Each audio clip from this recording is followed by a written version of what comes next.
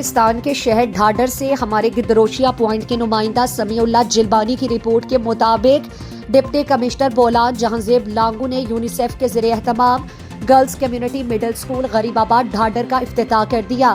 افتتاحی تقریب میں D C Bolan, district education officer اور دیگر نے طالبات میں کٹ بیگ تقسیم کیے۔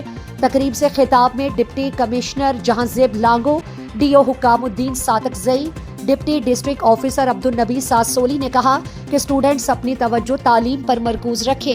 ایک پڑھی لکھی عورت ہی پڑھا لکھا خاندان معاشرے کی تشکیل میں اہم کردار ادا کرتی ہے۔ تعلیمی نظام میں اصلاحات جدید تقاضوں کے مطابق علم کی شمع جلائے رکھنے سے جہالت کو مٹایا جا سکتا ہے۔ ڈسٹرکٹ کوآرڈینیٹر یونیسیف اعظم مری کا کہا کہ یونیسیف محکمہ تعلیم کی معاونت سے تدریسی درسگاہوں میں علم کی شمع روشن ہے۔ نان فنکشنل اداروں کو فعال بنایا جا رہا ہے۔ تعلیمی اداروں کو فعال بنانے کے ساتھ ان میں سہولیات بھی مہیا کیا جا رہا ہے۔ تعلیمی سفر میں یونیسیف محکمہ تعلیم کا بھرپور ساتھ دے رہی ہے تاکہ پڑھا لکھا بلوچستان کے خواب کو عملی جامہ پہنایا جا سکے۔